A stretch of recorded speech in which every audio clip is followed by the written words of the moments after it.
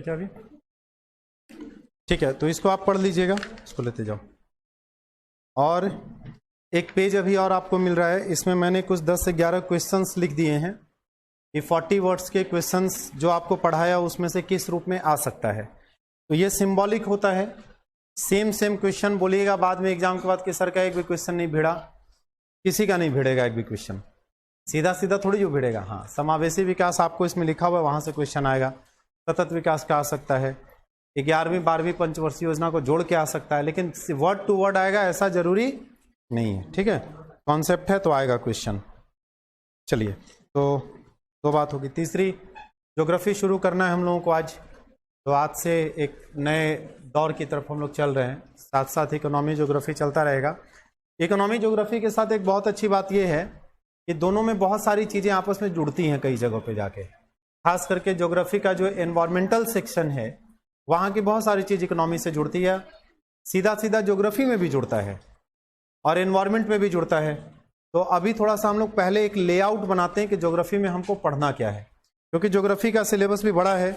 एक advantage geography में आपके साथ ये है कि एग्जाम में जो पहला पेपर होगा उसमें सारे पेपर्स में आपको लगभग 100, टोटल 200 नंबर का पेपर है, 40 नंबर का ऑब्जेक्टिव करना है, 160 नंबर का डिस्क्रिप्टिव करना है। तो जो पहला पेपर है उसमें से आपके पास विकल्प होगा कि ज्योग्राफी के 4 सेगमेंट दिए हुए, चारों से एक एक क्वेश्चन लॉन्ग रहेगा, उसमें से कोई 2 क्वेश्चन करिए। जैसे हिस्ट्री में ऑप्शन है, इसका मतलब हिस्ट्री और ज्योग्राफी में 2 सेक्शन को हम लोग कम फोकस करके भी पढ़ेंगे तो कोई दिक्कत नहीं है, तो थोड़ा सा जल्दी कवर हो जाएगा। 2 नंबर के लिए तैयार कर लेंगे और 2 सेक्शन को बहुत अच्छे से तैयार करेंगे ताकि उसका लाभ हम लॉन्ग क्वेश्चंस में ले सकें, बहुत बेहतर तरीके से तैयार करेंगे। ठीक है, एक बात ये हो गया। दूसरी बात अभी आपको समझाएंगे, सिलेबस पे थोड़ा सा बात करेंगे। प्रीवियस ईयर का पेपर देखिएगा, तो मेरा जहां तक अनुमान है, मैंने जो पेपर दिखा है तो कुछ तो ऑब्जेक्टिव में फैक्चुअल क्वेश्चन पूछा है, जैसे झारखंड का सबसे ऊंचा जलप्रपात पूछ दिया है, झारखंड में काली मिट्टी कहाँ मिलती है ये पूछ दिया है, लैटेराइट मिट्टी भारत में सबसे ज्यादा कहाँ मिलता है ये पूछ दिया है। इसमें इस तरीके का कुछ फैक्चुअल क्वेश्चन पूछा, टोडा पीटी में भी पूछा था, यहाँ भी पूछा है। कुछ क्वेश्चन थोड़ा सा कॉन्सेप्ट के स्तर पे भी, जैसे आर्द्रता का परिणाम, ये फैक्चुअल नहीं है, थोड़ा सा आपको कॉन्सेप्ट लेना पड़ेगा। ठीक है, इनमें से कौन सी कास्ट स्थलाकृति है, फैक्चुअल कॉन्सेप्चुअल दोनों बोल सकते हैं, अगर कास्ट अच्छे से समझिएगा तो बता दीजिएगा। फिर जो पहला पूछा है कि सभी ग्रह सूर्य की परिक्रमा करते हैं, किसने कहा, फैक्ट है। तो इस तरीके से, लेकिन जब लॉन्ग क्वेश्चन में जाइएगा आप तो लॉन्ग क्वेश्चन का आंसर बिना कॉन्सेप्ट के नहीं लिख पाइएगा। जैसे आपसे लॉन्ग क्वेश्चन में पहला ही क्वेश्चन पूछा है, पृथ्वी के आंतरिक संरचना पर भूकंप विज्ञान किस प्रकार प्रकाश डालता है, इसकी व्याख्या कीजिए। ये जब तक भूकंप विज्ञान का कॉन्सेप्ट आपको क्लियर नहीं होगा और ये नहीं आपको पता होगा कि भूकंप विज्ञान के माध्यम से पृथ्वी के अंदरूनी भागों का अध्ययन हम कैसे करते हैं, तब तक आप लिख ही नहीं पाइएगा। राइट, तो पूरा कॉन्सेप्ट है। जैसे दूसरा क्वेश्चन पूछा है कि वर्तमान समय में भारत का चीनी उद्योग उत्तर से दक्षिण की ओर स्थानांतरित हो रहा है। ये यूपीएससी का पूछा हुआ क्वेश्चन उठा के इन्होंने सीधा सीधा रख दिया। ये सेम क्वेश्चन यूपीएससी में कभी पूछा गया है कुछ साल पहले मेंस में। तो वर्तमान समय में भारत का चीनी उद्योग उत्तर से दक्षिण की ओर स्थानांतरित हो रहा है, व्याख्या कीजिए। तो इसमें कुछ तो फैक्ट आ जाएगा, लेकिन ज्यादातर चीजें कॉन्सेप्ट होंगी कि आखिर वो कौन सी वजह हैं कि पहले ज्यादातर जो चीनी का उद्योग है, शुगर फैक्ट्री, वो साउथ में हुआ करता था, अब धीरे धीरे वो नॉर्थ की तरफ शिफ्ट हो रहा है। ये क्वेश्चन, सॉरी, उत्तर से, नॉर्थ से साउथ, वैसे उत्तर प्रदेश बिहार चीनी का गढ़ था, अब साउथ में ज्यादा फैक्ट्रियां हैं, तो वो आपसे पूछा जा रहा है। फिर एक क्वेश्चन पूछा है, स्वतंत्रता के पश्चात भारत की तीव्र नगरीकरण का सकारण, मतलब कारण के सहित विवरण प्रस्तुत कीजिए। तो आंकड़ों के आधार, इसमें आंकड़ा बहुत महत्वपूर्ण है कि किस तरीके से भारत में नगरीकरण स्वतंत्रता के बाद से बढ़ा है, किस तरीके से रहा है, वो आपको बताना पड़ता। और एक क्वेश्चन पूछा है, झारखंड में ग्रामीण अधिवास के प्रकार, माने गांवों में जो लोग रहते हैं, रूरल जो सेटलमेंट है वो किस किस टाइप के होते हैं। तो सेटलमेंट के टाइप्स हैं, अर्बन सेटलमेंट, रूरल सेटलमेंट। और देखिए, सेटलमेंट का टाइप्स कॉमन होता है पूरी दुनिया के लिए, उसको आप भारत के कॉन्टेक्स्ट में अप्लाई कीजिए। झारखंड में कोई ज्यादा अंतर नहीं है। अंतर किस बात का आएगा, आंकड़ों का आएगा। झारखंड में रूरल सेटलमेंट इस टाइप का, उसमें कौन कौन कहाँ पे कितना पॉपुलेशन है, किस तरह की विशेषताएं हैं, वो अलग। तो कुल मिला के मेरे हिसाब से बहुत टफ पेपर नहीं है, अगर थोड़ा सा किसी ने सही तरीके से सिलेबस को तैयार किया है। चारों में से पूछा है, जैसे आप सिलेबस देखिएगा तो आपका सिलेबस 4 पार्ट में बटा हुआ है। ABCD, इन चारों में से 2 ही क्वेश्चन आपको करना था ना। तो मेरा ख्याल है कि कोई स्टूडेंट को इसमें से पहला और चौथा सेक्शन ध्यान में रखना चाहिए। क्यों? पहला सेक्शन में नंबर खूब मिलता है फिजिकल ज्योग्राफी में। 40 नंबर के क्वेश्चन को बढ़िया से बता दीजिएगा, 30, 32, 35 नंबर तक आपको मिलने की संभावना हो सकती है। और झारखंड वाला इसलिए कर लीजिएगा क्योंकि एक तो झारखंड का सिलेबस बहुत लिमिटेड होगा जहां कहीं भी होगा, और दूसरा उससे ये फीलिंग होगा कॉपी चेक करने वाले को कि झारखंड की समझ है आपको, तो थोड़ा सा उस चूंकि झारखंड में काम करना है उस बात के कारण थोड़ा सा आपको मार्क्स देने में फर्क पड़ सकता है। तो इसलिए मेरा सलाह है कि आप इन दोनों को करिएगा, लेकिन हम ऑब्जेक्टिव के लिए इन दोनों को भी पढ़ेंगे, थोड़ा सा कॉन्सेप्ट भी बताएंगे इसमें, ताकि स्टेपनी के रूप में तैयार रहे। अब पता चले झारखंड का जो क्वेश्चन पूछा तैयार करके गए यहाँ फिजिकल ज्योग्राफी, और जो आपने तैयार किया था वो आया नहीं या पढ़ा था याद ही नहीं आ रहा है, तो क्या कीजिएगा उस कंडीशन में?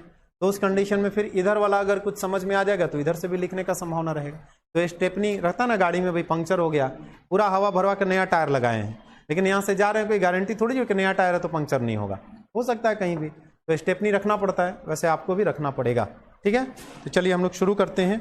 देखिए आपका जो 4 सेक्शन बटा हुआ है उसमें पहला सेक्शन कहता है भौगोलिक भूगोल। भौगोलिक भूगोल गलत वर्ड हिंदी टाइपिंग वालों ने लिख दिया, जिन्होंने भी सिलेबस बनाया है उन्होंने भौगोलिक भूगोल गलती से लिख दिया है। ज्योग्राफिकल ज्योग्राफी क्या होगा? भौतिक भूगोल लिखना चाहिए, दैट इज टाइपिंग एरर, जानते होंगे, लेकिन टाइपिस्ट कई बार गलती कर देता है, कोई बात नहीं है। तो पहला तो दिया हुआ है भौतिक भूगोल।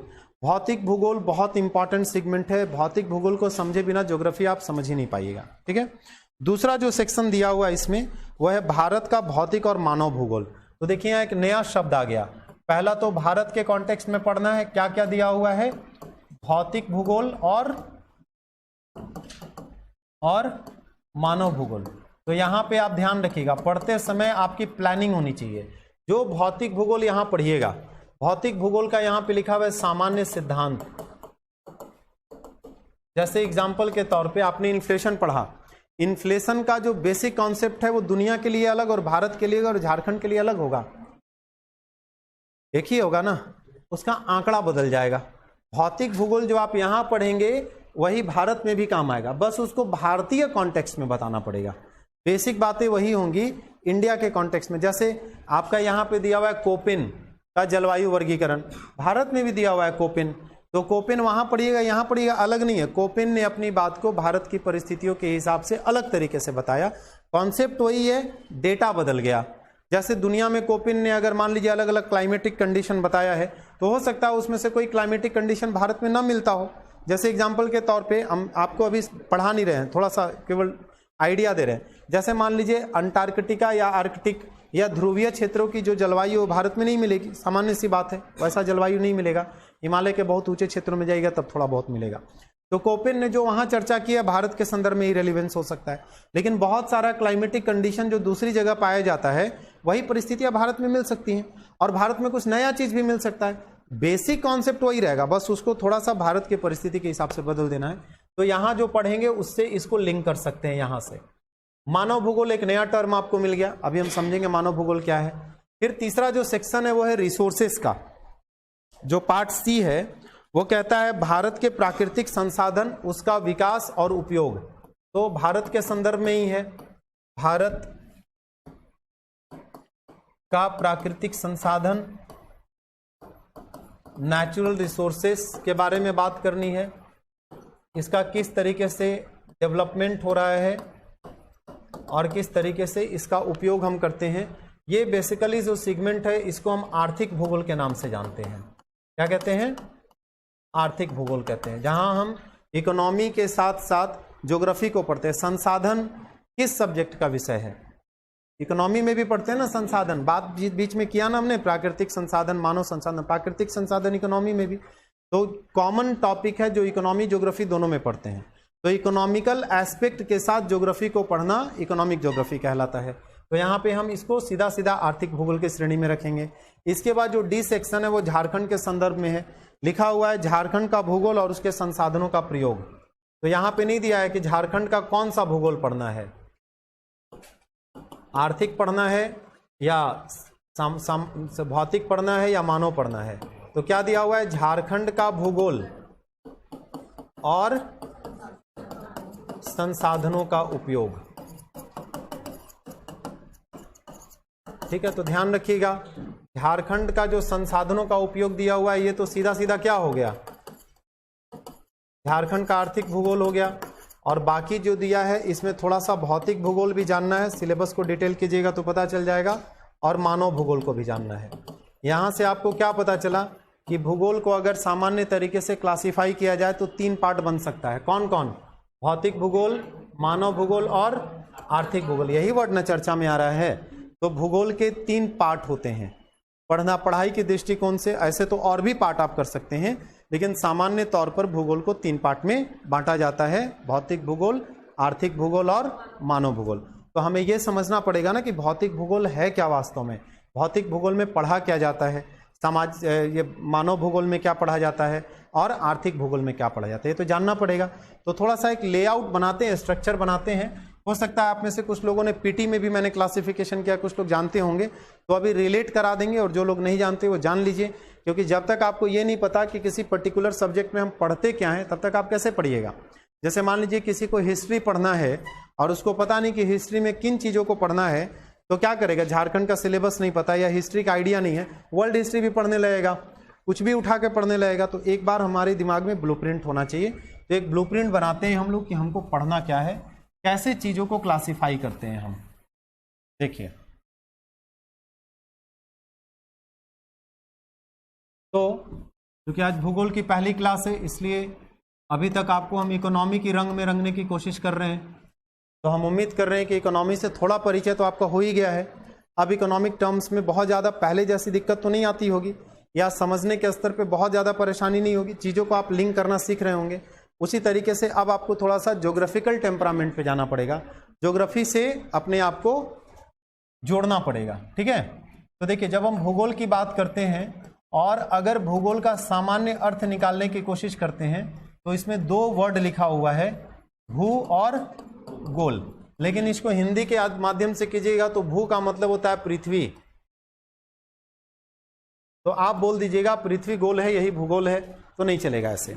इसको इंग्लिश से थोड़ा सा हमें करना पड़ेगा।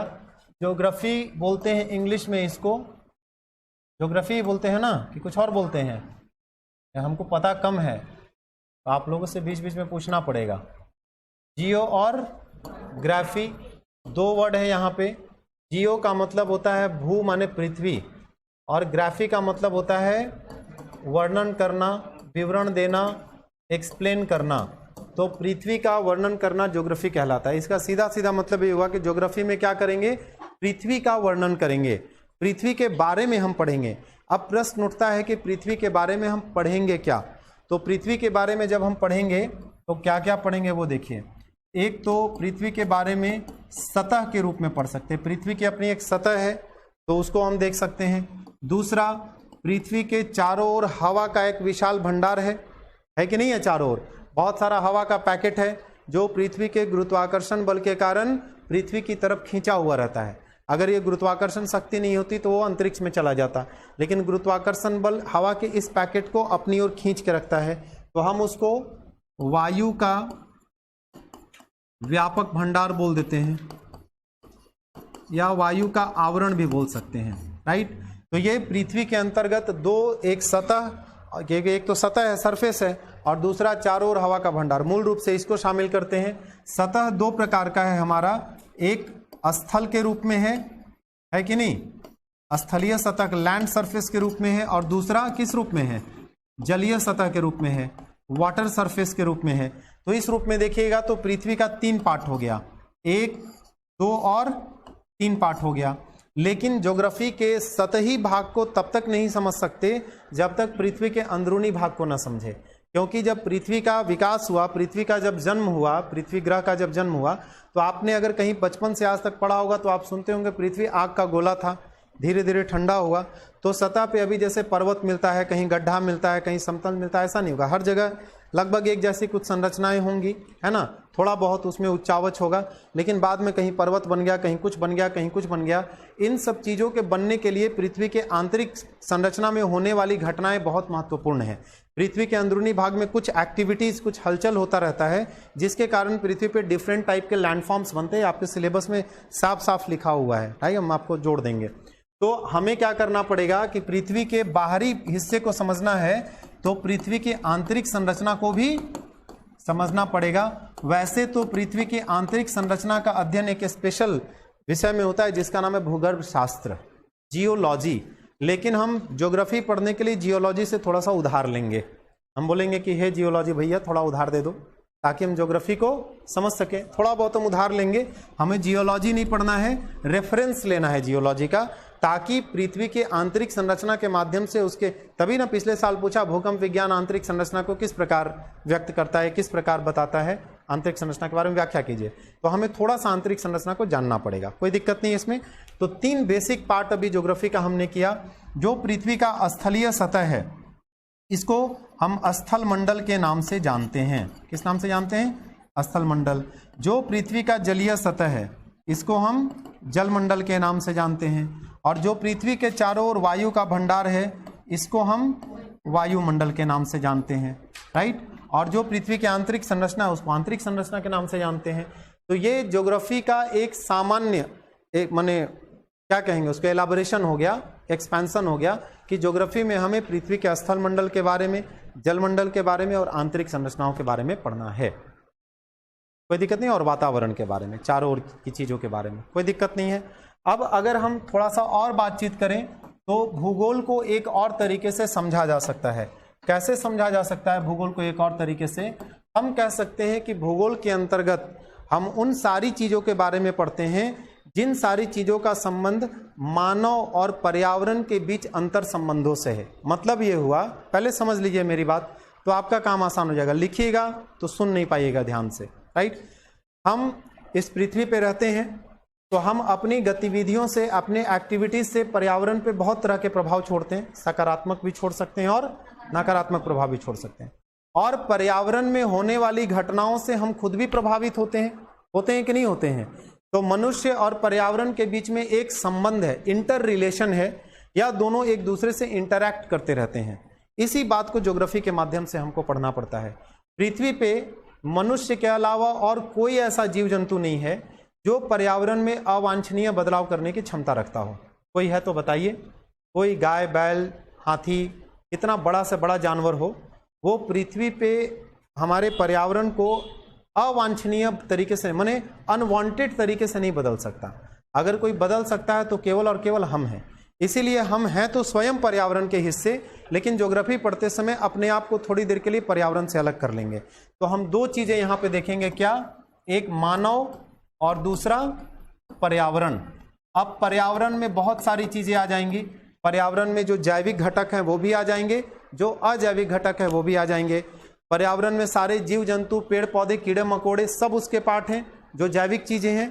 और ये टीवी, ये पंखा, ये मिट्टी, ये धरती, ये चट्टान, हवा, ये भी पर्यावरण का पार्ट है, कोई दिक्कत नहीं है। तो आगे इसको और एलाबोरेट करेंगे। तो अभी हम क्या कह रहे हैं कि मानव पर्यावरण को प्रभावित करता है और पर्यावरण भी मानव को प्रभावित करता है।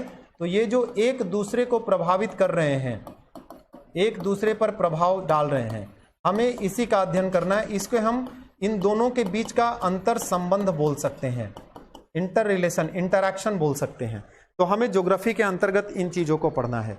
अब यहाँ पे एक बात समझिएगा, पर्यावरण जो है, ये जो हमारा पर्यावरण है, ये पर्यावरण 2 तरह की चीजों से मिलकर बनता है। कौन कौन चीजों से मिलकर बनता है? जैविक घटकों से मिलकर बनता है, जिसको आपने बचपन में सजीव के नाम से पढ़ा होगा ना, 6ठी क्लास के किताब में सजीव वर्ड, पर्यावरण वाली किताब में सोशल साइंस में लिखा हुआ रहता है। और दूसरा अजैविक घटक, नॉन लिविंग एलिमेंट या ऑर्गेनिज्म के रूप में आपने पढ़ा होगा, कोई परेशानी नहीं है। जैविक घटक मतलब वो सारी चीजें हमारे पर्यावरण के, वो सारे कंपोनेंट जिनके अंदर जीवन है, जो सांस लेते हैं, जो जिंदा रहते हैं, जिनकी एक उम्र होती है उसके बाद वो समाप्त हो जाते हैं, दैट आर कॉल्ड जैविक। और अजैविक मतलब जिनके अंदर जीवन नहीं है, इनकी भी एक आयु है, ये भी एक लिमिट समय तक रहेंगे, लेकिन इनमें जीवन है। इन दोनों चीजों के बारे में हम इस पूरे पर्यावरण के दौरान पढ़ते हैं। दूसरी बात यह कि अगर हम पर्यावरण को एक और तरीके से क्लासिफाई करें तो पर्यावरण को हम 2 पार्ट में बांट सकते हैं। एक और तरीके से अगर क्लासिफाई करें, ये तो हो गया कि इसके कंपोनेंट कौन कौन है। अगर हम क्लासिफाई करें तो पर्यावरण का एक हिस्सा होता है जिसको हम कहते हैं प्राकृतिक पर्यावरण। क्या कहते हैं? प्राकृतिक पर्यावरण, नेचुरल एनवायरनमेंट या प्राकृतिक परिवेश। और एक होता है जिसको बोलते हैं सांस्कृतिक पर्यावरण, कल्चरल कल्चरल एनवायरनमेंट, सांस्कृतिक पर्यावरण, सांस्कृतिक परिवेश,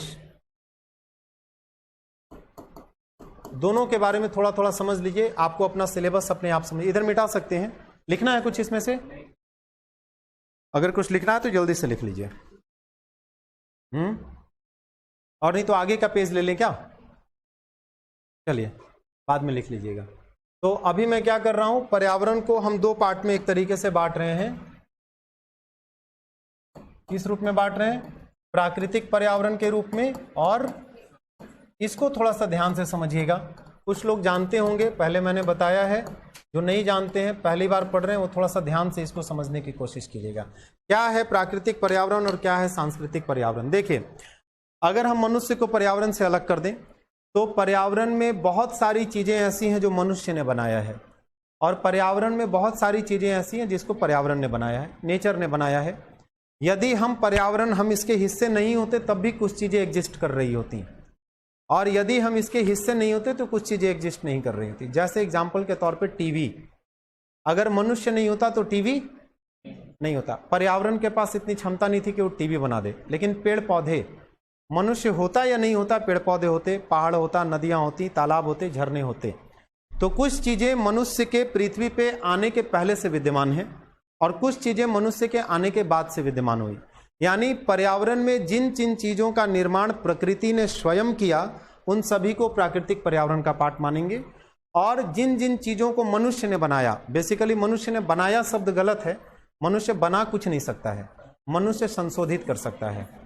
आपके अंदर कैपेसिटी है तो कुछ भी नई चीज बना के दिखा दीजिए, संभव ही नहीं है। आपको कुछ भी बनाने के लिए नेचुरल रिसोर्स का सहारा लेना ही पड़ेगा। राइट और रॉन्ग? हम बोलेंगे सॉफ्टवेयर बनाएंगे, बना के दिखाइए जरा, कंप्यूटर के लिए तो नेचुरल रिसोर्स चाहिए। तो इसका मतलब ये हुआ कि पूरे पर्यावरण में वो सारी चीजें जिसको मनुष्य के आने के पहले से या मनुष्य के आने के बाद पर्यावरण ने स्वयं बनाया है, उन सब चीजों को क्या कहते हैं? प्राकृतिक पर्यावरण। तो आप कह सकते हैं प्रकृति द्वारा निर्मित पर्यावरण, जिसका निर्माण प्रकृति ने किया है। जल प्रकृति ने बनाया, पेड़ पौधे प्रकृति ने बनाया, पहाड़, पर्वत, मैदान, घाटी प्रकृति ने बनाया, है कि नहीं? और मनुष्य ने पर्यावरण को संशोधित करके जो बनाया, रिसोर्सेस को संशोधित करके जो बनाया, वो सब किसका पार्ट हो जाएगा? सांस्कृतिक पर्यावरण। तो आप बोल सकते हैं मानव द्वारा संशोधित पर्यावरण, modified environment by human. Clear है ये बात? इतने में कोई कंफ्यूजन है किसी को? कोई दिक्कत नहीं है। अब हम इस बात को आइडेंटिफाई करने की कोशिश करेंगे कि वो कौन सी चीजें हैं जो मनुष्य के आने के पहले से पृथ्वी पे थीं, जिसका मनुष्य से कोई लेना देना नहीं है। तो आप जनरली देखिएगा तो आप पाइएगा कि पृथ्वी पे डिफरेंट टाइप का जो स्ट्रक्चर है, लैंडफॉर्म्स है, जैसे कहीं पर्वत मिलता है, कहीं पठार मिलता है, कहीं मैदान मिलता है, कहीं घाटियां मिलती हैं, कहीं ऊंचा भाग मिलता है, कहीं नीचा भाग मिलता है, उसका मनुष्य से कोई लेना देना नहीं। मनुष्य था तब भी है, मनुष्य नहीं था तो भी हुआ करता था। तो पृथ्वी की स्थलाकृतिक विशेषताएं, स्थलाकृतिक विशेषताएं, स्थलाकृतियां जिसको आप बोलते हैं, लैंडफॉर्म्स जिसको बोलते हैं, उन सारी चीजों का संबंध प्राकृतिक पर्यावरण से। एक हिस्सा हो गया, पहले समझ लीजिए, उसके बाद आप लिखिएगा। दूसरी बात समझिए, पृथ्वी पे जो डिफरेंट टाइप के क्लाइमेटिक चेंजेस होते हैं, कभी बारिश होती है, कभी धूप पड़ता है, कभी ठंडा लगता है, कभी गर्मी लगता है, मनुष्य के कारण है या नेचर ने बनाया? हमने उसकी इंटेंसिटी घटा बढ़ा दी। ऐसा नहीं कि बारिश मनुष्य के आने के कारण हो रहा है, ऐसा नहीं कि पृथ्वी पे गर्मी मनुष्य के आने के कारण होता है। गर्मी थोड़ा हमने बढ़ा दिया CO2 एमिशन करके, लेकिन गर्मी पहले भी था ना, तापमान, धूप पहले भी निकलता था, रात पहले भी होता था, पहले भी मौसम में साल भर में लगातार परिवर्तन होता रहता था। तो पृथ्वी पे जो जलवायु से संबंधित विशेषताएं हैं, उन सब का संबंध किससे है? जलवायु संबंधी विशेषताएं, इसका संबंध नेचर से है। तीसरा, अगर इसका हम क्लासिफिकेशन करें तो पृथ्वी पे जो महासागर है, समुद्र, मनुष्य के आने के कारण है, पहले से है। नदियां, तालाब, भूमिगत जल, तो जितने जलीय स्रोत हैं पृथ्वी पे, महासागर और जुड़े हुए जितने भी जलीय स्रोत हैं, क्योंकि अल्टीमेटली पृथ्वी का सारा जल जाके महासागर में मिल जाता है, इसलिए सबको महासागर के अंतर्गत शामिल कर सकते हैं। होता है कि नहीं होता है? चाहे तो कहीं कोई जल इवापोरेट होकर महासागर में बारिश कराए, नदी का, या नदी के माध्यम से क्या कराए, अल्टीमेटली सारी पृथ्वी के पे जो जल है उसका मुख्य जो माने डेस्टिनेशन है वो कहाँ है, महासागर है। तो हम यहाँ पे बोल सकते हैं महासागरीय विशेषताएं, पृथ्वी पे जो महासागरीय विशेषताएं हैं वो भी किसके कारण है, प्रकृति के कारण है। इसके अलावा पृथ्वी पे जो मिट्टी है, मृदा है ना भाई, और वनस्पति वेजिटेशन, वो किसके कारण है, सॉइल एंड वेजिटेशन किसके कारण है, प्रकृति के कारण है। तो ये सारी चीजें प्रकृति के कारण है, इसमें मनुष्य का कोई भी रोल नहीं है। जब हम ज्योग्राफी पढ़ते हैं तो पृथ्वी की स्थलाकृतिक विशेषताओं को ज्योग्राफी के जिस ब्रांच में पढ़ते हैं उसको जियोमॉर्फोलॉजी कहते हैं। क्या कहते हैं, जियोमॉर्फोलॉजी का स्पेशल किताब आपको मिल जाएगा, मोटा सा एकदम, है ना, इतना मोटा किताब मिलेगा जियोमॉर्फोलॉजी, पढ़ते रहिए केवल जियोमॉर्फोलॉजी, राइट। इसको भू आकृति विज्ञान कहा जाता है। उतना हम लोगों को नहीं पढ़ना है, हमको अपने सिलेबस के अकॉर्डिंग पढ़ना है। एग्जाम में आंसर लिखते समय कॉपी जो चेक करेगा उसको ये बताने की जरा भी कोशिश नहीं करनी है कि हम ज्योग्राफी के विद्वान हैं, नहीं तो नंबर कम मिलेगा, ध्यान रखिएगा। जहां जीएस में बताइएगा कि हम विद्वान हैं, क्योंकि आप विद्वान की वहां कोई जरूरत नहीं है। प्रशासन चलाने के लिए ऐसे आदमी की जरूरत है जिसको चीजों को समझने की क्षमता हो, जो थोड़ा थोड़ा हर सेगमेंट का नॉलेज रखता हो, जो अपने आसपास की चीजों के प्रति अवेयर रहता हो, जो डिसीजन ले सकता हो, वैसा आदमी प्रशासक चाहिए। एक आदमी जो खूब विद्वान है, एक आदमी जो खड़ा होकर 24 घंटे भाषण दे सकता है किसी मुद्दे पे, वैसे आदमी की प्रशासन में कोई जरूरत नहीं है। वैसे आदमी की जरूरत है डीयू में, जेएनयू में, रांची यूनिवर्सिटी में, राइट। तो आपको कहीं ये कोशिश नहीं करना है बताने का। इसलिए सामान्य, इसलिए एक शब्द है, पब्लिक एडमिनिस्ट्रेशन पढ़िएगा ना तो उसमें एक शब्द है सामान्य और विशेषज्ञ, वहां पे वर्ड यूज किया था सामान्य वर्सेज विशेषज्ञ। तो प्रशासन में विशेषज्ञ की कोई जरूरत नहीं है। मैथमेटिक्स का विशेषज्ञ कुछ नहीं कर पाएगा प्रशासन में, फिजिक्स का विशेषज्ञ कुछ नहीं कर पाएगा प्रशासन में, ज्योग्राफी का विशेषज्ञ कुछ नहीं कर पाएगा, सामान्य व्यक्ति कर पाएगा, जिसको हर चीज के बारे में जानकारी हो, जो एक चीज को दूसरी चीजों से जोड़ सकता हो और उसके आधार पर निर्णय ले सकता हो, राइट। वैसा ही आदमी चाहिए ना। वीडियो बनिएगा, खूब ज्योग्राफी जानते हैं, आप जानते हैं कि भूकंप आने पे क्या करना चाहिए, वीडियो बनने के बाद रोक दीजिएगा, आपको क्या करना है जाके, भाई भूकंप आएगा उससे जो परिस्थितियां उत्पन्न होंगी उसके लिए काम करना है। भूकंप आने के दौरान क्या क्या प्रिकॉशन पहले क्या प्रिकॉशन लेना चाहिए, भूकंप अगर किसी क्षेत्र में आ गया तो लोगों को राहत कैसे पहुंचाना चाहिए, उस समय इकोनॉमिक कंडीशन जो खराब होगी उसको कैसे ठीक करना चाहिए, वहां के आसपास जो लोगों का घर टूट गया उनको कैसे विस्थापित लोगों को, यही सब ना आपको करना है। वहां खूब बताना कि भूकंप ये होता है, भूकंप वो होता है, ऐसे आता है वैसे, और यूनिवर्सिटी का चीज है। इसीलिए यहाँ पे ध्यान रखिएगा, हम लोगों को सामान्य नॉलेज दें। इसीलिए आपके सिलेबस में सामान्य अध्ययन शब्द का इस्तेमाल, विशेषज्ञ अध्ययन या विशेष अध्ययन वर्ड है कहीं नहीं है ना, तो आपको सिलेबस से समझना पड़ेगा कि पढ़ना क्या है। जलवायु संबंधी विशेषताओं के बारे में हम ज्योग्राफी के जिस ब्रांच में पढ़ते हैं उसको क्लाइमेटोलॉजी कहा जाता है। क्या कहते हैं, क्लाइमेटोलॉजी, उसको हिंदी में जलवायु विज्ञान कहते हैं।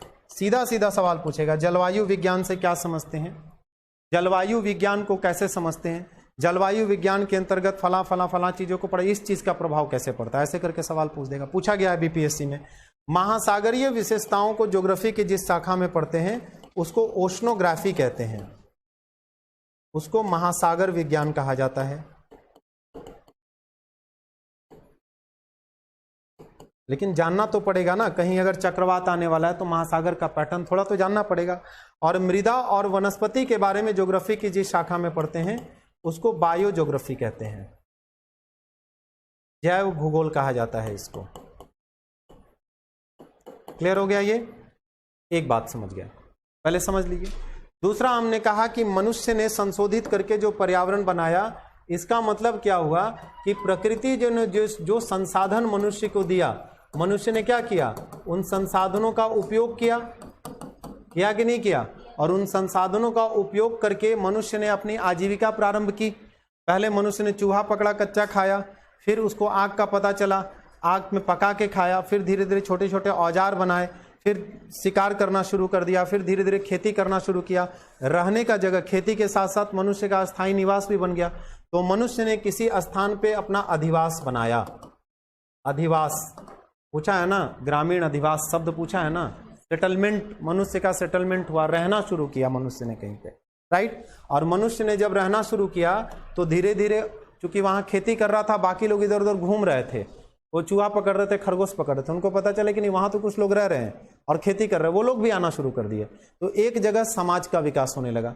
फिर क्या हुआ, मनुष्य ने अधिवास से लोगों को जोड़ा, वहां से एक सामाजिक संरचना विकसित हुई, समाज का विकास हुआ। और समाज ज्योग्राफी को कैसे प्रभावित करता है या ज्योग्राफी से कैसे प्रभावित होता है, इस बात की पढ़ाई सामाजिक भूगोल में हम करते हैं। उसी का क्लासिफिकेशन अभी करेंगे। अभी समझिए, जब मनुष्य ने समाज बना लिया तो समाज में दो तरह की चीजें हुई। एक, यहां पे विभिन्न प्रकार की जातियों और प्रजातियों का विकास हुआ। प्रजातियां व जातियां यहीं से बनाना। फिर मनुष्य ने तमाम तरह के अपने अपने शहर बसाए, गांव का क्षेत्र बसा, उसमें तमाम तरह के चेंजेज आए। उससे क्या बना, विभिन्न प्रकार के बस्तियां बसी, इसको बस्तियां बोल सकते हैं, विभिन्न प्रकार की बस्तियां बसी। इसके बाद जब लोग वहां रहने लगे, आपस में इंटरैक्ट किए, तो जनसंख्या संबंधी जनसंख्या बढ़ी। उसके बाद वहीं से लिंगानुपात की चर्चा होने लगी, वहीं से जनसंख्या घनत्व की चर्चा होने लगी। तो एक तो जनसंख्या संबंधी जो विशेषताएं हैं वो सामने आई, जनसंख्या संबंधी विशेषताएं सामने आई, संबंधी विशेषताएं हमें दिखाई पड़ी। अगर हम इनको स्पेशली देखने की कोशिश करें तो इसको प्रजातीय भूगोल कहा जा सकता है, और इसको स्पेशली देखने की कोशिश करें तो इसको जनांकिकीय भूगोल कहा जा सकता है। ज्योग्राफी में कहते हैं जनांकिकीय भूगोल। लेकिन इसको एक साथ अगर हम यूनाइट कर दें तो या तो सामाजिक भूगोल बोल सकते हैं या इसको मानव भूगोल बोल सकते हैं। तो अब आपको समझ में आ रहा होगा कि मानव भूगोल में हमको पढ़ना क्या है। डिफरेंट टाइप की बस्तियों के बारे में पढ़ना है, नगरों के बारे में पढ़ना है, नगरीकरण के बारे में पढ़ना है, नगरीकरण की समस्या के बारे में पढ़ना है, गांव के बारे में पढ़ना है, शहर के बारे में पढ़ना है, जनसंख्या के बारे, सब सिलेबस में दिया हुआ है। आप देखिएगा तो आपको खुद ही पता चल जाएगा। देखिए मैं बोल देता हूँ, आयु, लिंग अनुपात, जनसंख्या वृद्धि, वितरण और घनत्व, बस्तियों के प्रकार, ग्रामीण, नगरीय, नगरीय आकारिकी, नगरीय बस्तियों का कार्यात्मक वर्गीकरण, भारत में मानव बस्तियों की समस्याएं, ये सब किसका पाठ हो गया, मानव भूगोल का। और फिर मनुष्य ने जब संसाधनों का इस्तेमाल करना शुरू किया तो मनुष्य ने क्या किया, उसको थोड़ा सा इधर और हम एलाबरेट कर देते हैं। मनुष्य ने फिर क्या किया, फिर मनुष्य ने कृषि का विकास किया, मनुष्य ने आजीविका शुरू की। ये तो रहने की बात हो गई। मनुष्य ने कृषि का विकास किया, इसी कृषि से सरप्लस प्रोडक्शन हुआ, उसको मॉडिफाई किया, यहीं से उद्योग बन गया। यहीं से मनुष्य ने कहा कि नहीं, अब एक दूसरे का सामान एक दूसरे को बेचना चाहिए, व्यापार का विकास हुआ। उसके बाद जब मनुष्य को लगा कि व्यापार करने में कठिनाई हो रही है तो मनुष्य ने परिवहन के साधनों का विकास किया, जिसमें सबसे पहला साधन पहिया के रूप में हमारे सामने आया। और पहिया से लेके आज हम high speed train, high speed aeroplane और तमाम इस तरह की चीजें देख रहे हैं। तो परिवहन का विकास हुआ। इसके बाद मनुष्य ने देखा है केवल परिवहन से काम नहीं चलेगा। भाई किसी को सामान बेचने के लिए ऑर्डर लेना है तो या तो उसको आके बताना पड़ेगा या हमको जाके पूछना पड़ेगा कि भैया कितना कलम बेचेंगे। तो वह कम्युनिकेशन का साधन विकसित कर लो। सबसे कम्युनिकेशन के रूप में सबसे पहले मनुष्य ने चिट्ठी लिख के या किसी को कुछ बता के कि जाओ उसको बोल के आओ, आदमी को भेजना शुरू किया। पहले आदमी जाता था 20 किलोमीटर, 25 किलोमीटर, 50 किलोमीटर मैसेज लेके। उसके बाद देखा तो नहीं है, फिल्मों में सुना है कबूतर भी जाता था चिट्ठी लेके, फिर कबूतर जाना शुरू किया। उसके बाद टेलीफोन आया, उसके बाद तमाम इस तरह की सुविधाएं आज आपके पास एक क्लिक पे अपनी बात दूसरों तक तुरंत पहुंचा देते हैं। तो संचार के साधनों का विकास हुआ और इन सारी चीजों की पढ़ाई हम ज्योग्राफी की जिस शाखा में करते हैं उसी को हम आर्थिक भूगोल के नाम से जानते हैं, है ना। इसी में प्राकृतिक संसाधन का उपयोग, तमाम चीजें पढ़ना है। प्राकृतिक संसाधन का उपयोग, इसी में प्राकृतिक संसाधन का उपयोग कीजिएगा तो बिजली, पानी, सब संसाधन है ना, उन चीजों के बारे में भी थोड़ा थोड़ा पढ़ेंगे। तो यही भूगोल का स्ट्रक्चर हो गया। तो कुल मिला के भूगोल में एक मिला मानव भूगोल, एक मिला आर्थिक भूगोल, और इनको आपस में अगर जोड़ दीजिएगा तो इसी को हम भौतिक भूगोल के नाम से भी जानते हैं। इसी को क्या कहते हैं, भौतिक भूगोल। तो अब आपको स्पष्ट हो जाना चाहिए कि भौतिक भूगोल में क्या पढ़ना है, आर्थिक भूगोल में क्या पढ़ना है और मानव या सामाजिक भूगोल में क्या पढ़ना है। और अब आप अपना सिलेबस देखिएगा तो आप आइडेंटिफाई कर पाइएगा।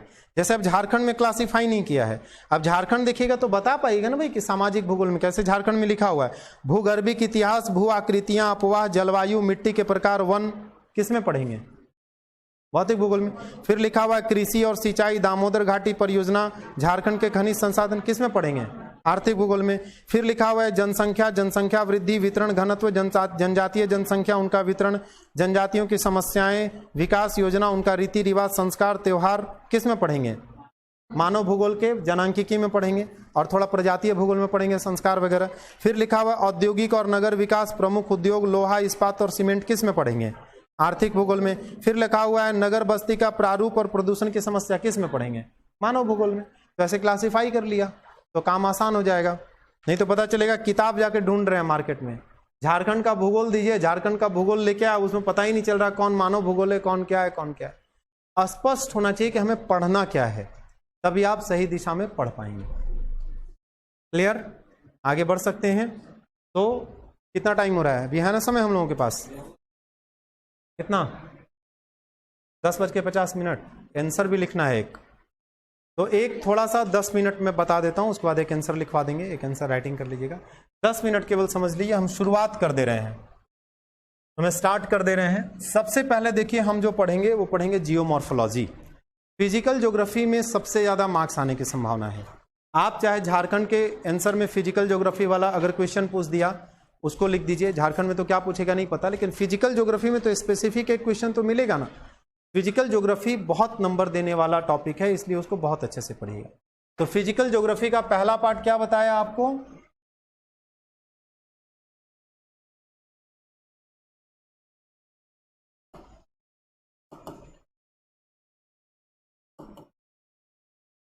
चलिए, ज्योग्राफी को ज्योग्राफिकल टेम्परामेंट से पढ़ेंगे।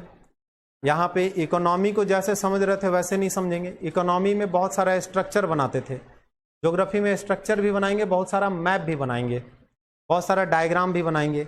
नदी बनाना है तो नदी बना के दिखाएंगे, भारत के बारे में बात करनी है तो भारत का नक्शा बना के दिखाएंगे, झारखंड के बारे में बात करनी है तो झारखंड का नक्शा बना के दिखाएंगे। बात मेरी समझ रहे हैं? तो यहाँ पे मैपिंग, चित्रकारी, ये सब खूब करेंगे। एग्जाम में ध्यान रखिएगा, भारत का नक्शा बनाना है, अगर भारत का नक्शा नहीं आता है बनाने तो बिल्कुल टेंशन में मत रहिएगा कि दूसरा वाला जो है मेरे बगल वाला बड़ा अच्छा नक्शा बनाए, कोई फर्क नहीं पड़ता है। अगर हमें भारत का नक्शा बनाना है, अगर हम ऐसे भी बना दिए तो भी कोई दिक्कत नहीं है, नहीं आता है ऐसे बना देंगे। इंपॉर्टेंट क्या है, आपकी समझ ये है कि नहीं। जैसे भारत का नक्शा बना दिए और बताना है कि टोडा जनजाति कहाँ पाई जाती है, तो ये नहीं कि इधर दिखा दिए, ये इंपॉर्टेंट है। इंपॉर्टेंट ये नहीं है, इंपॉर्टेंट ये कि दिखा कहाँ है, तो दिखाना पड़ेगा इधर तमिलनाडु है, इधर रहती हो। मेरी बात समझ रहे हैं? तो नक्शा एकदम मेजरमेंट करके बहुत खूबसूरत हो, क्योंकि आपका एग्जामिनेशन चित्रकारी का नहीं है, ज्योग्राफी का है, ज्योग्राफिकल नॉलेज चाहिए, इसलिए नक्शा उक्सा को लेके ज्यादा टेंशन में नहीं रहिएगा। तो कई बार हो जाता है कि बगल वाला जो है वो खूब बढ़िया, खूब प्रैक्टिस किया था, एकदम भारत देखने में लग रहा है कि छापा हुआ है, बगल में आप लिख रहे होंगे, टेंशन में आ जाइएगा, यार वो तो इतना बढ़िया बनाया, हमको कोई उससे फर्क नहीं, 1% नंबर पे फर्क नहीं पड़ेगा। फर्क इस बात पे पड़ेगा कि जो नक्शा बनाए, नक्शा बना दिया खूब खूबसूरत इंडिया का, पता चला आसाम दक्षिण में दिखा दिया, सब गड़बड़ हो जाएगा।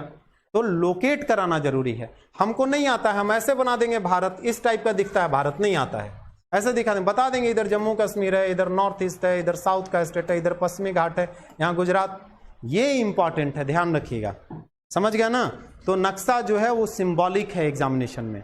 हाँ, थोड़ा सा अच्छा बन जाएगा तो आपको थोड़ा संतुष्टि मिलेगी, बाकी कोई ज्यादा फर्क नहीं पड़ता है। चलिए देखेंगे हम लोग। तो भू आकृति विज्ञान हमें पढ़ना है। भू आकृति विज्ञान में बेसिकली पढ़ना क्या है वो समझ लीजिए। भू आकृति विज्ञान में हमें यह पढ़ना है कि पृथ्वी के ऊपर जो डिफरेंट टाइप के स्ट्रक्चर्स हैं, पढ़ा ना, भू आकृति, पृथ्वी की आकृति। पहले सबसे पहले अगर आपसे कोई पूछता है कि पृथ्वी की आकृति कैसी है तो क्या बताते हैं आप? संतरे के समान है, अंगूर के समान तो नहीं बताते हैं ना, संतरे के समान है, सेब के समान है, कुछ इस तरीके का आप टर्म इस्तेमाल करते हैं। ज्योग्राफी में पृथ्वी की आकृति के लिए एक शब्द इस्तेमाल किया जाता है, जियोइड, गोलाभ आकृति। तो पृथ्वी की आकृति की बात करेगा तो कैसी है? गोलाभ है, राइट। पूछेगा किसके समान है तो किसके समान बताइएगा? बोलेगा अपनी तरह है ये, जैसे दुनिया का हर आदमी अपनी तरह है। जैसे आप किसी को बोल देते हैं बात बात में कि तुम उसकी तरह दिखते हो, ऐसा हो ही नहीं सकता है, कोई आदमी किसी की तरह नहीं हो सकता है। प्रकृति ने हर किसी को अलग अलग यूनिक विशेषताएं दी हैं, दी है कि नहीं? तभी ना, नहीं तो आधार कार्ड कैसे फिर डिटेक्ट होता है? हर आदमी का फिंगरप्रिंट अलग है, हर आदमी के आंख का पुतली का जो रेटिना है वो अलग है, हर आदमी की अंदरूनी विशेषताएं अलग अलग, हर आदमी का स्वभाव। दुनिया में कई बार बोल देते हैं कि मेरा स्वभाव आपका स्वभाव एक जैसा हो ही नहीं सकता, संभव ही नहीं। कई वैज्ञानिक तो ये बोलते हैं कि दुनिया में जब हम कोई शब्द का पर्यायवाची के रूप में इस्तेमाल करते हैं वो भी सही नहीं है। दुनिया में कोई भी चीज़ वर्ड का इस्तेमाल एग्जैक्टली दूसरे वर्ड के लिए नहीं किया जा सकता है। जैसे एग्जाम्पल के तौर पे जल के लिए पानी का इस्तेमाल करते हैं। पंडित जी पूजा कराते तो कभी नहीं बोलते होंगे पानी अर्पित कीजिए। अगर एग्जैक्ट सिनोनिमस होता तो पंडित जी ये भी बोल सकते थे पानी चढ़ाइए, वाटर चढ़ाइए भगवान जी को, लेकिन वो हमेशा जल बोलते समय पवित्रता का बोध होता है कि नहीं होता है। तो ये बात ध्यान रखिएगा कि जो इन सब चीज़ों की लैंग्वेज वगैरह की पढ़ाई करते हैं वो बताते हैं कि पूरी दुनिया में कोई भी दो वर्ड जो सिनोनिमसली यूज किया जाता है वो एक जैसा नहीं हो सकता है। आसमान और आकाश का हर जगह सिनोनिमस यूज नहीं हो सकता, इन जनरल हो सकता है। स्पेसिफिक जाइएगा तो कई जगह आकाश वर्ड अप्रोप्रिएट लगेगा, कई जगह आसमान शब्द अप्रोप्रिएट लगेगा, ठीक है। तो उसी तरीके से पृथ्वी जो है वो किसी की तरह नहीं है, बिल्कुल अपनी तरह यूनिक है। इसकी आकृति दुनिया के किसी भी अन्य आकृतियों से नहीं मिलती है, ठीक है, ध्यान रखना है, राइट। चलिए आगे बात करते हैं हम लोग। जब हम भू आकृति विज्ञान पढ़ेंगे तो इसमें बेसिकली पढ़ना है पृथ्वी के लैंडफॉर्म्स, धरातलीय संरचना, धरातलीय संरचना के बारे में इसके अंतर्गत पढ़ाई करेंगे हम लोग, ठीक है। तो यहां से एक एक बात हम शुरू करते हैं और उसको देखने की कोशिश करते हैं हम लोग। पृथ्वी की संरचना का विज्ञान है, पृथ्वी की आकृति का विज्ञान है। यदि हम पृथ्वी का जो पूरे पृथ्वी पे, हमने कहा पृथ्वी पे कोई स्ट्रक्चर कहाँ मिलेगा, स्थल पे मिलेगा, जलीय भाग में मिलेगा, वायुमंडलीय भाग में मिलेगा या अंदरूनी भाग में, कहाँ हम देख सकते हैं, कहाँ का पता लगा सकते हैं। स्थलीय भाग वाला पता लगा सकते हैं और जलीय वाला भी लगा सकते हैं। समुद्र के अंदर भी तो जाके आपको तैरना नहीं आता इसका मतलब थोड़ी हो कि सबको नहीं आता, जाके लगा सकते हैं ना भाई। लोग जाते हैं समुद्र की तह तक जाते हैं, मेरियाना ट्रेंच तक जाते हैं। तो पृथ्वी के स्थल मंडल पे कौन कौन सी संरचनाएं हैं और पृथ्वी के जल मंडल में कैसी संरचनाएं हैं अंदर में, उसका हम पता लगा सकते हैं। क्योंकि वायुमंडल में कोई स्ट्रक्चर होगा नहीं, फिजिकल स्ट्रक्चर तो नहीं होगा ना, नहीं होगा, और पृथ्वी के अंदरूनी भाग में जा ही नहीं सकते, पॉसिबल ही नहीं है। तो कुल मिला के हम अगर पृथ्वी के धरातलीय संरचना की बात कर रहे हैं तो कौन सी संरचना की बात कर रहे हैं, सतही संरचना की बात कर रहे हैं। और सतही संरचना में स्थल वाली भी बात कर रहे हैं और जलीय भी बात कर रहे हैं। तो चलिए हम एक ड्रॉ करते हैं डायग्राम कि यदि पृथ्वी का हम पूरा का पूरा चक्कर लगा लें, पानी में डूब डूब के, समुद्र के एकदम गहराई तक जा जाके, तो हमें किस किस प्रकार की मौलिक संरचनाएं मिलेंगी, हम उसको एक बार ड्रॉ करते हैं। इसको मिटा सकते हैं। तो देखिए कौन कौन सी संरचनाएं मिलेंगी हमको, उसको थोड़ा सा देखिए। ज्योग्राफी बहुत इंटरेस्टिंग सब्जेक्ट है। क्यों इंटरेस्टिंग सब्जेक्ट है? ज्योग्राफी पढ़ने में लोगों को इसीलिए, जैसे इकोनॉमी भी बहुत इकोनॉमी से ज़्यादा इंटरेस्टिंग है ज्योग्राफी, क्योंकि ज्योग्राफी में आप जनरली कोई भी सब्जेक्ट जब पढ़ते हैं ना, हम किसी भी सब्जेक्ट के पढ़ने का एक सामान्य तरीका ये होता है कि एक काउज होता है और उसके बाद उसका इफेक्ट होता है। आप कोई भी सब्जेक्ट दुनिया का लाइए, उसमें काउज से इफेक्ट की ओर जाते हैं। आप बोलते हैं ऐसा होगा तो उसका परिणाम इस रूप में आएगा। बदमाशी करोगे तो मार खाओगे, मार खाओगे तो बदमाशी करोगे की ओर नहीं जाते हैं, बदमाशी करोगे तो मार खाओगे, पढ़ोगे तो एग्जाम पास करोगे, यही करते हैं ना। एग्जाम पास करोगे इसलिए कि पढ़ोगे ऐसा नहीं बोलते, आप बोलते क्या कि पढ़ोगे तो एग्जाम पास कर जाओगे, इस तरीके की। तो दुनिया में किसी भी सब्जेक्ट को पढ़ते समय काउज से इफेक्ट की ओर जाते हैं। इसका एक्सेप्शन है ज्योग्राफी। ज्योग्राफी में इफेक्ट से काउज की ओर जाते हैं, ध्यान रखिएगा। कैसे? दुनिया में कोई आदमी नहीं बता सकता था कि ऐसी घटना हुई होगी इसलिए पर्वत बना होगा, कोई नहीं बताया होगा। पहले किसी ने पर्वत देखा होगा, तब बताया होगा कि अच्छा यहाँ पे अभी तक चल रहे थे, समतल मिल रहा था, एक कुछ ऊंचा हिस्सा मिला, उसमें तो पर्वत नाम भी नहीं होगा, देखा होगा, सोचा होगा ये क्या है यार, वो बैठ के सोचा होगा, तब उसको पता चला होगा कि अच्छा यहाँ कुछ ऐसा ऐसा हुआ होगा, तब ऐसा कुछ बन गया होगा।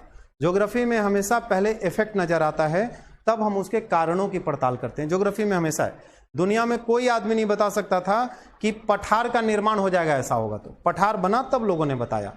मेरी बात समझ में आ रही है? तो ज्योग्राफी में चूंकि इफेक्ट से काउज की ओर जाते हैं इसलिए और मजेदार है, क्योंकि काउज से इफेक्ट की तरफ जाते समय आपको हाइपोथेसिस में जाना पड़ता है, आपको कल्पना करना पड़ता है कि ऐसा होगा तो ऐसा हो जाएगा। लेकिन यहाँ पे चूंकि इफेक्ट आपको साफ साफ दिखाई पड़ता है, बारिश हो रही है, कोई नहीं बोल सकता था कि ऐसा होता होगा इसलिए बारिश होती होगी। बारिश कोई अगर नहीं देखा है कोई भी व्यक्ति और उसको बोलिए कि बारिश कैसे होगा बताओ, और वो बारिश कभी नहीं देखा, तो बता पाएगा? पहली बार किसी ने देखा होगा कि ऊपर से पानी भी गिरता है, तो पहले तो सोचा होगा ऊपर कोई बैठा हुआ होगा जो घड़ा वड़ा लेके गिरा रहा होगा, कुछ इसी तरह का सोचते थे लोग। बाद में धीरे धीरे धीरे धीरे पढ़ाई किया तो पता चला कि नहीं, इसके पीछे पहले कारण क्या नजर आया होगा कि कोई ऊपर घड़ा लेके जरूर बैठा होगा जो पानी गिराता है। बाद में जब पड़ताल किया गया तो पहले हमको इफेक्ट दिखाई पड़ा, फिर हमने उसका कारण ढूंढा। तो ये ध्यान रखिएगा, इसीलिए भी ज्योग्राफी बहुत इंटरेस्टिंग सब्जेक्ट है। ये मत समझिएगा कि आपको पढ़ने में मन लगाने के लिए ऐसा बोल रहे हैं। आप ये भी सोच सकते हैं कि सर हम लोगों को बरगला रहे हैं, हाँ, आप ये भी सोच सकते हैं कि सर इसलिए बोल रहे हैं इंटरेस्टिंग ताकि सर हमको बेवकूफ बना सके। वास्तव में बहुत इंटरेस्टिंग है, आपको ये बात समझ में आएगी। देखिए, पृथ्वी पे अगर हम पूरे स्थल मंडल और जल मंडल के अंदरूनी हिस्सों में जाके अगर हम छान मारे एक एक जगह को, तो पृथ्वी पे जो मूलभूत संरचनाएं मिलेंगी वो क्या क्या होंगी। तो कुछ इस तरह की संरचना मिलेगी, कुछ इस तरह की मिलेगी, कुछ ऐसे मिलेगा, कुछ ऐसे मिलेगा। फिर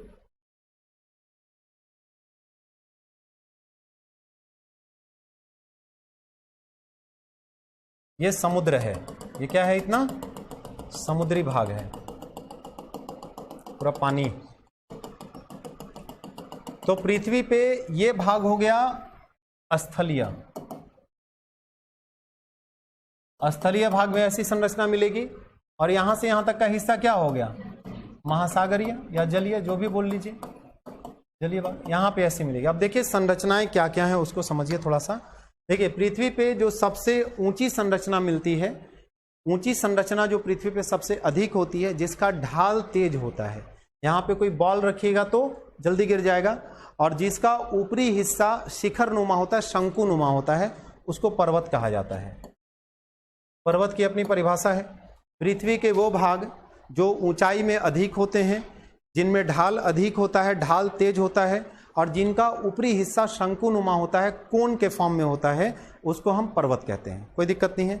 यहीं से फिर बाद में पर्वत को पहाड़ के रूप में बदलेंगे कि पर्वत और पहाड़ में क्या अंतर है, देखेंगे हम लोग। कम ऊंचे पर्वतों को पहाड़ कहते हैं। जनरली 1000 मीटर तक की ऊंचाई के पर्वतों को पहाड़ कहा जाता है, पहाड़ का जनरल डेफिनेशन है।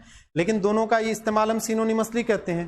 कभी कभी किताब में राजमहल पर्वत भी लिखा हुआ मिलेगा, कभी कभी राजमहल पहाड़ी भी मिलेगा, कभी पारसनाथ पर्वत भी मिलेगा, पारसनाथ पहाड़ी भी मिलेगा।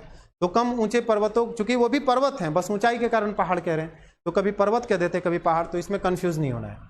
पृथ्वी पे वह भाग जो पर्वतों से कम ऊंचे होते हैं और जिनकी ढाल मंद होती है, स्लो होती है, इन पे कोई चीज रखिएगा तो बहुत धीरे धीरे गिरेगा, और जिसका ऊपरी हिस्सा शंकुनुमा नहीं होता, इसको क्या कहते हैं, इसको पठार कहते हैं, प्लेट्यू कहते हैं।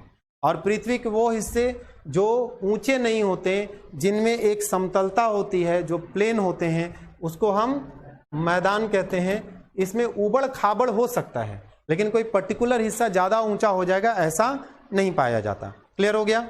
और पृथ्वी का वह हिस्सा जो कहीं पे धंसा हुआ होता है, जिसके दोनों तरफ ऊंचे उठे हुए भाग होते हैं, बीच का हिस्सा धंसा हुआ होता है, इसको भ्रंश घाटी कहते हैं, इसको रिफ्ट वैली कहा जाता है। तो पृथ्वी के स्थलीय भाग में ये 4 मूल संरचनाएं मिलती हैं। इन्हीं संरचनाओं का शेप बदलने पे इसको अलग अलग नाम से जानते हैं, लेकिन मूल संरचनाएं कितनी हैं, 1 2 3 4। पृथ्वी के स्थलीय भाग में 4 मौलिक संरचनाएं मिलती हैं हम लोगों को, कोई परेशानी नहीं है इसमें। जब हम समुद्र की तरफ जाते हैं तो देखिए ये वो हिस्सा है जहां समुद्र का जल और स्थल आपस में मिलते हैं, दोनों एक दूसरे के साथ मिलते हैं, तो ये तटीय भाग हो गया ना। तट किसको बोलते हैं, पृथ्वी का वह हिस्सा जो समुद्र के साथ जाके लगता है, या नदी का वह हिस्सा जो जमीन के साथ, उसी को किनारा या तट बोलते हैं। तो इसके लिए इस्तेमाल करते हैं महाद्वीपीय, महासागरीय नहीं, महाद्वीपीय मग्न तट, कॉन्टिनेंटल सेल्फ। मग्न माने डूबा हुआ, नहीं कई बार बोलते हैं क्लास में पढ़ा रहे, कहाँ मगन हो गए हो, कहाँ डूब गए हो, किसके ख्यालों में खोए हुए, राइट। तो ये हो गया मग्न तट। उसके बाद जब आप समुद्र में जाएंगे, आप में से कई लोग होंगे जिनको अनुभव होगा समुद्र में जाके समुद्र में उतरने का, नहाने का, गए होंगे ना समुद्र में। जैसे ही आप समुद्र में उतरेंगे तो वैसे वैसे आपको ढाल मिलता जाएगा, अचानक से नहीं गिरेंगे, या जैसे पृथ्वी पे ऊंचा था वैसा धीरे धीरे धीरे धीरे ढाल मिलता जाएगा, गहराई बढ़ती जाएगी। तो ये हिस्सा जो है पूरा यहाँ से यहाँ तक, इसको कहते हैं महाद्वीपीय ढाल। महासागरीय नहीं, ध्यान रखिएगा, क्या कहते हैं, महाद्वीपीय ढाल कहते हैं, कॉन्टिनेंटल स्लोप कहते हैं, स्लोपिंग है यहाँ पे। इसके बाद जब समुद्र के अंदर जाइएगा तो जैसे यहाँ मैदान पाया गया वैसे समुद्र के अंदर भी यहाँ मैदान पाया जाता है ना। ये महासागर के अंदरूनी भाग में जो स्थलीय है, महासागर का अंदरूनी हिस्सा, इसको महासागरीय नितल कहा जाता है। तो महासागरीय नितल में जो प्लेन हिस्सा है इसको महासागरीय मैदान कहते हैं। क्या कहते हैं? महासागरीय मैदान, ओशियन प्लेन। समझ में आ रही बात? पहले समझ लीजिए। उसके बाद जब आप ढाल से प्लेन की तरफ आइएगा तो चूंकि यहां से नदियां जब समुद्र में गिरती हैं तो अपने साथ अवसादों को भी लेके गिरती हैं। नदी के साथ केवल पानी तो रहता नहीं है, बहुत सारा कंकड़ पत्थर ये सब रहता है, और वो लेके जाती है तो ढाल में तो वो नहीं रुक पाएगा, वो तो ढाल के सारे नीचे जाएगा। यहां जाके क्या होता जाएगा? जमा होता जाएगा। और ये बहुत सालों से हो रहा है, तो जमा होते होते यहाँ की संरचना थोड़ी सी ऊपर उठ जाती है। तो महासागरीय ढाल और महासागरीय मैदान के बीच की संरचना समुद्र में जो ऊपर उठी होती है इसको महासागरीय उभार कहते हैं। महाद्वीपीय उभार कहते हैं। कॉन्टिनेंटल राइज कहा जाता है। महाद्वीपीय उभार देखिए है महासागर में, लेकिन नाम क्या है? महासागर से डिनोट करते हैं। यहां तक सब महाद्वीप से डिनोट करते हैं, यहां तक सब महाद्वीप। यहां से महासागरीय वर्ड शुरू हो रहा है, ठीक है। अब महासागर के अंदर जाइएगा तो जैसे यहां आपको पर्वत मिला ना, वैसे महासागर के अंदर भी पर्वत मिल सकता है, तो उसको महासागरीय पर्वत नहीं बोलेंगे। फिर इसके लिए एक शब्द इस्तेमाल होता है जिसको कहते हैं महासागरीय कटक, ओशियन रिज। एक कटक उड़ीसा में है, वो वाला नहीं। महासागरीय भाग में पर्वतों की तरह की संरचना को महासागरीय कटक कहा जाता है। और जैसे यहां आपको धंसा हुआ भाग दिख रहा है वैसे महासागरों में भी धंसा हुआ भाग मिल सकता है अंदर। इसको महासागरीय गर्त कहते हैं, ट्रेंच कहते हैं। मेरियाना ट्रेंच सुना होगा नाम आपने। तो महासागरों के अंदर जाइएगा तो कितनी संरचनाएं मिली? 1 2 3 4 5। ये तो दोनों के बीच का है, इसको अगर रखना ही होगा तो हम इधर वाले में रखेंगे। तो टोटल कितनी संरचना मिली? 1 2 3 4 5 6 7 8 9 10। तो पूरी पृथ्वी पे स्थलीय और जलीय भागों को मिला दीजिए तो मूलभूत संरचनाएं कितनी प्रकार की हैं? 10 प्रकार की हैं। हमें क्या समझना है कि इन संरचनाओं का निर्माण कैसे होता है, यही आपका सिलेबस है। कैसे कैसे बनता है, पर्वत कैसे बनता है, पठार कैसे बनता है, घाटी कैसे बनता है, महासागर की संरचनाएं क्यों बनती है, इन्हीं को पढ़ते समय हम पूरा सिलेबस कवर कर डालेंगे। बहुत सारी चीजें पढ़ लेंगे भौतिक भूगोल का, ठीक है। माने ए जियोमॉर्फोलॉजी का जो भी हिस्सा होगा उसका देख लीजिए।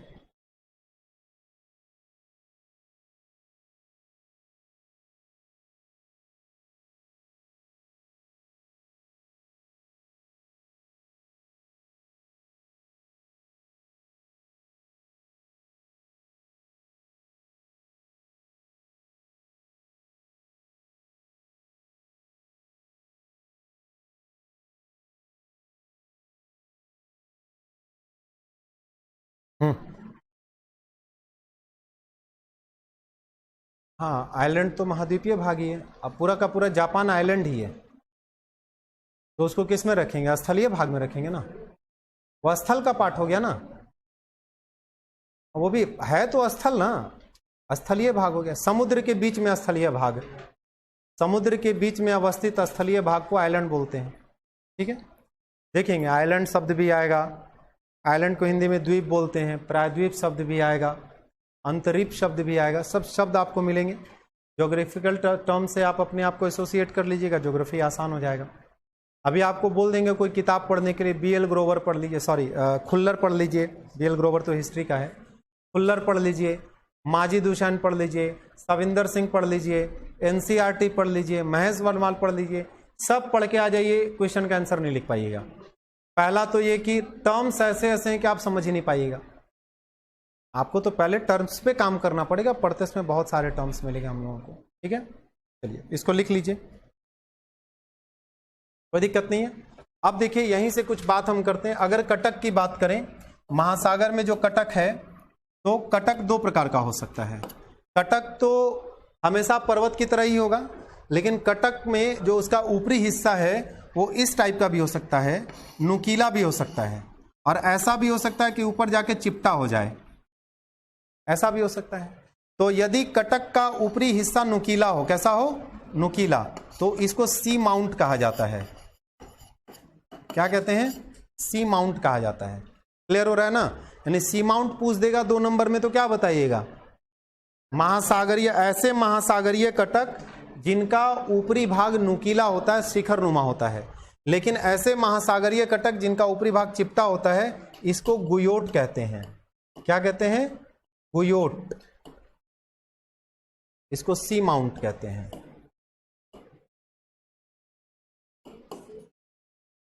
सी माउंट और गुयोट 2 शब्द है, कटक दोनों टाइप के हो सकते हैं।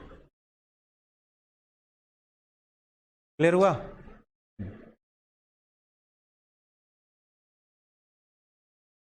मुश्किल तो नहीं लग रहा है अभी तक ज्योग्राफी? हाँ, आपको क्लियर हो रहा है, समझ में आ रहा है? इकोनॉमी जैसा प्रॉब्लम तो नहीं है? चलिए इकोनॉमी पे हम लोग अलग से बात कर लेंगे, आ जाएगा समझ में। वो ऐसा होता है कई बार कि आप इकोनॉमी थोड़ा सा ज़्यादा टेक्निकल, ज़्यादा, कभी इकोनॉमी पढ़ाई नहीं है तो यहाँ सब राष्ट्रीय आय और जीडीपी और जीएनपी सब हवा में नजर आएगा, तैर रहा है। जैसे आपने वो मूवी आई थी ना तारे जमी पर, देखा होगा ना, उसमें जो दरसिल सफारी था उसको सब शब्द ऐसे इधर उधर नजर आता था। तो कई बार ऐसा होता है इकोनॉमी सब इधर उधर नजर आ रहा है, मिक्सअप हो गया, खिचड़ी बन गया है। देखेंगे हम लोग, कोई बात नहीं है, सीख जाइएगा। मेरे साथ यही प्रॉब्लम हिस्ट्री में है। हिस्ट्री में 10 फैक्ट बता दीजिए, सब घूमने लगता है इधर उधर, मेरा पता ही नहीं चलता है क्या है, कौन अकबर में था, कौन बाबर में था, कौन हुमायूं में था, सब गड़बड़ हो जाता है मेरा। ठीक है, चलिए देखते हैं। तो एनीवे आगे बढ़े हम लोग। अब देखिए, जैसे हमने इसके बारे में बताया वैसे डीप के बारे में भी आप कह सकते हैं। तो गर्त जो है ना, गर्त भी 2 प्रकार का हो सकता है। एक गर्त ऐसा हो सकता है समुद्र के अंदर जिसकी चौड़ाई अधिक हो और गहराई कम हो। एक ऐसा हो सकता है जिसकी गहराई अधिक हो और चौड़ाई कम हो। तो पहले वाले में क्या है? चौड़ाई अधिक है और गहराई कम है। तो जिसकी चौड़ाई अधिक हो और गहराई कम हो उसको गर्त कहते हैं। और जहां पे गहराई अधिक हो और चौड़ाई कम हो उसको डीप कहा जाता है। क्या कहते हैं? इसको डीप कहते हैं। इसको हिंदी में भी डीप कहते हैं। चैलेंजर डीप, मरियाना गर्त सुना होगा ना, मरियाना गर्त का सबसे निचला भाग, सबसे गहरा भाग चैलेंजर डीप कहलाता है। ठीक है, तो गर्त, लेकिन सिनोनिमसली यूज कर देते हैं, गर्त को डीप कह देते हैं, डीप को गर्त कह देते हैं। टेक्निकल डिफरेंस आपको हमने बता दिया, इसको ध्यान में रखिएगा। ठीक है, पृथ्वी पे सबसे गहरे गर्त मतलब डीप्स आपको प्रशांत महासागर में मिलेंगे। ये कहां मिलेगा?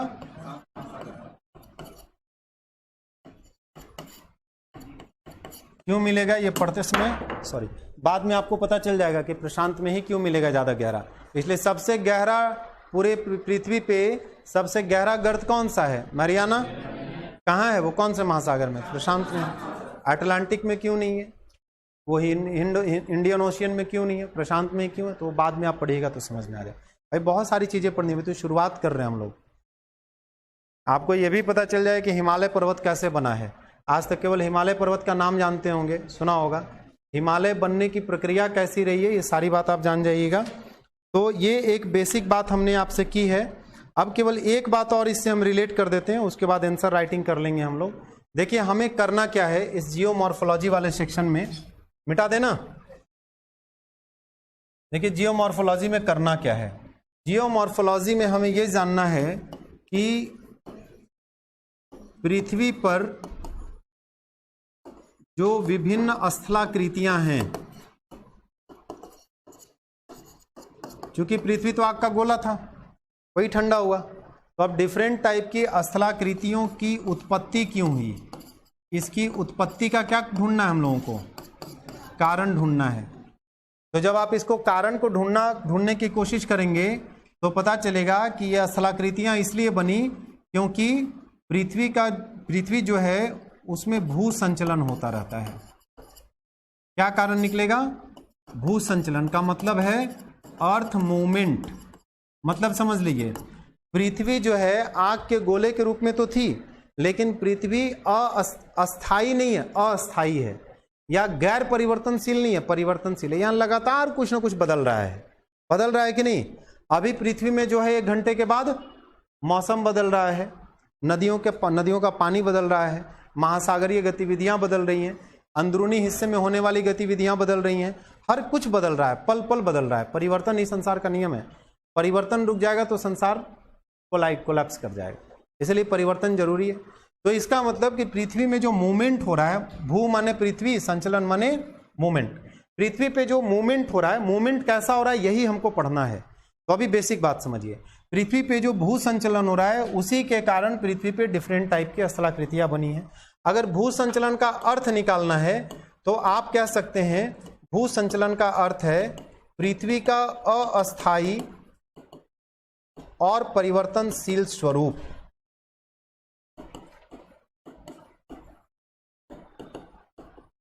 इसके कारण पृथ्वी पे तमाम तरह की स्थलाकृतियां बनी, राइट। अगला सवाल है कि भू संचलन हो क्यों रहा है, वाई, अर्थ मूवमेंट। तो अर्थ मूवमेंट क्यों हो रहा है, इस बात का जवाब हमें न्यूटन चाचा देंगे। कौन देगा? न्यूटन अंकल देंगे। न्यूटन अंकल ने कहा कि कोई भी वस्तु अपनी एक जैसी अवस्था को तब तक बनाए रखती है जब तक कि उस पर कोई बाहरी बल कार्य नहीं करता है। जब तक कोई जैसे ही कोई बाहरी बल कार्य करता है, वस्तु की अवस्था माने वस्तु में अस्थायित्व आ जाता है, वस्तु में परिवर्तनशीलता आ जाती है। तो इसका मतलब कि भू संचलन के लिए उत्तरदायी होगा न्यूटन अंकल के हिसाब से कोई ना कोई बल। अब हमें यही बात पता करना है कि आखिर वो बल कौन सा है। तो बल के बारे में हमें पढ़ना क्या क्या है, हमें पढ़ना है कि पृथ्वी में परिवर्तन उत्पन्न करने वाले बल का स्रोत क्या होता है, कहां से ये बल आता है। पृथ्वी के अंदर से भी आ सकता है और बाहर से भी।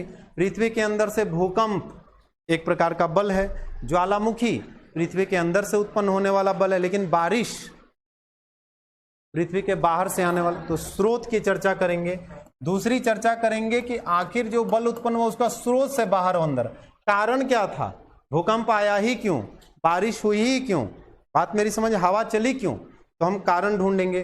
तीसरा हम ढूंढेंगे कि जो आया उसकी तीव्रता अधिक थी या कम थी।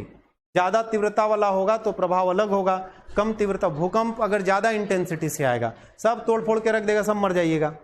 भूकंप कम तीव्रता वाला आएगा, पता भी नहीं चलेगा, राइट। उसके बाद हम देखेंगे कि इसका प्रभाव कैसा पड़ा, ठीक है, ये सारे डायमेंशन में देखेंगे। और एक देखेंगे कि इसकी दिशा किधर रही, अगर कोई भी बल काम कर रहा है तो हॉरिजॉन्टल कर रहा है, वर्टिकल डायरेक्शन में प्रभाव डाल रहा है। ये 4-5 चीजें बल के बारे में जब हम देखेंगे तो अपने आप बहुत सारी चीजें स्पष्ट हो जाएंगी। तो आज यहाँ एक लेआउट हमने बना दिया, हमें पढ़ना क्या है आगे। मुझे लगता है शायद इस तरीके से आपने ज्योग्राफी नहीं पढ़ा होगा। आप जब ज्योग्राफी पढ़ते हैं तो फैक्ट याद करना बैठते हैं। ज्योग्राफी का मतलब है ना, लूसेंट उठाए, महेश बनवाल की किताब उठाए और लगे याद करने, ऐसे ही किए होंगे ना। पीटी में तो ऐसे ही पढ़े होंगे। मेंस के लिए कितने लोग ज्योग्राफी पढ़े हैं पहले से, पहले जिन्होंने कोई भी मेंस दिया है या तैयारी की है, कौन कौन है? एक और एनसीईआरटी पढ़े होंगे। एनसीईआरटी बहुत अच्छी किताब है, लेकिन समस्या यह है कि अगर आप ज्योग्राफी पहले से नहीं जानते तो टर्म्स में उलझ के रह जाइएगा। बोलेगा ऊर्ध्वाधर, बोलेगा सममित, असममित संचलन, सममित संचलन, परिवलित संचलन, आप समझते रहिए क्या है। तो ऐसे करके टर्म्स को भी हमको समझते चलना होगा, क्योंकि एनसीईआरटी में बहुत सारे टिपिकल वर्ड्स हैं जो भौतिक भूगोल का सामान्य सिद्धांत है, general principle of physical geography, 11th की किताब है ना। 11th का है 12th का है? 11th का है। 11th में शायद भौतिक भूगोल के सामान्य सिद्धांत 11th में, तो बहुत अच्छी किताब है, पढ़ना चाहिए। लेकिन वर्ड्स बहुत सारे फंस गई। सविंदर सिंह की किताब बहुत अच्छी है, लेकिन उसकी शब्दावली बहुत टफ है और उसको उस तरीके से उन्होंने नहीं समझाया वहाँ पे किताब में, जिससे वो एडवांस लेवल पे जाके लिखे हैं कि जो अपर क्लास का बच्चा होगा वो समझ सके। ठीक है, चलिए हम लोग अगली क्लास में मिलते हैं। अभी आपको एक क्वेश्चन दे देते हैं।